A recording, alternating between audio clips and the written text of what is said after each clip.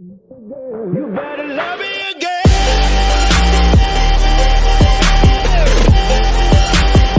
You better love me again.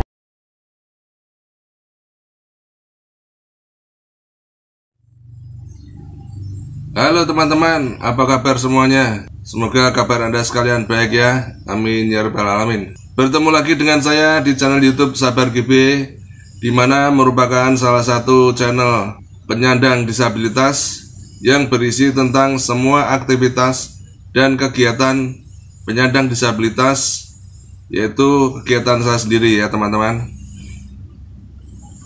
Oke teman-teman, kali ini saya akan mengajak Anda sekalian untuk membahas singkat gimana sih caranya agar kita nggak panikan ya, nggak gampang panik, nggak gampang cemas.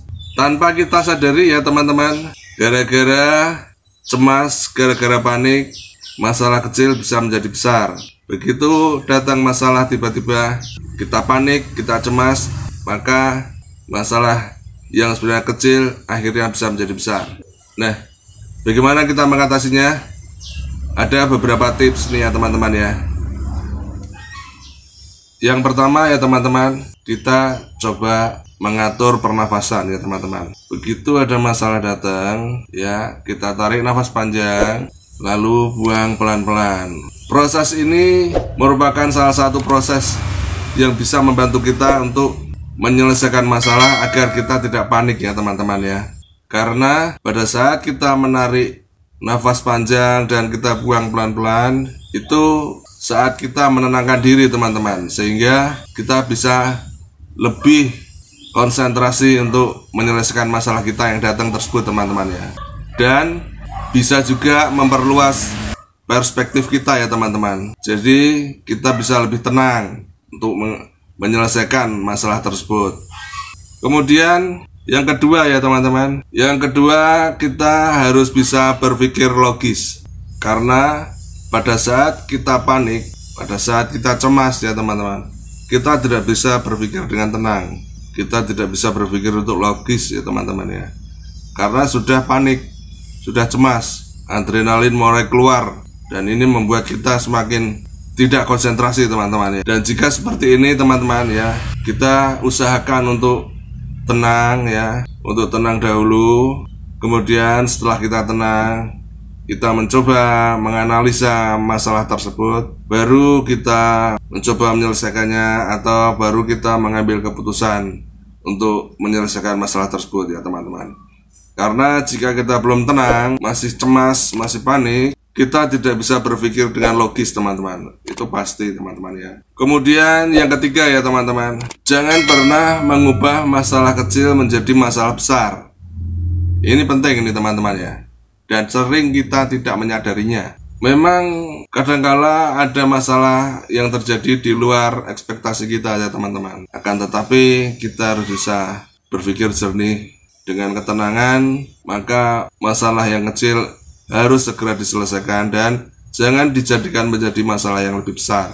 Jadi kita harus bisa memilah-milah ya teman-teman, mana sebenarnya yang masalah darurat atau masalah yang besar, dan mana yang sebenarnya masalah yang kecil atau masalah yang biasa teman-teman ya. Ini kita harus pandai memilah-milahnya ya. Dengan begitu, insya Allah kita akan bisa mengatasi masalah yang ada dalam hidup kita dengan lebih bijaksana teman-teman. Jadi jika ada masalah besar, maka masalahnya dikecilkan. Dan jika ada masalah kecil, maka masalah kecil tersebut dihilangkan. Dan jika tidak ada masalah ya teman-teman, jangan coba-coba mencari masalah. Nah ini ya penting, jangan coba-coba mencari masalah. Ini kuncinya teman-teman. Karena terkadang kita sering kali terlalu serius memikirkan masalah ya teman-teman, sampai kita lupa memikirkan hidup kita, dan sampai kita lupa untuk bahagia. Ini keliru ini teman-teman ya, karena seringkali setiap hari ada di media sosial,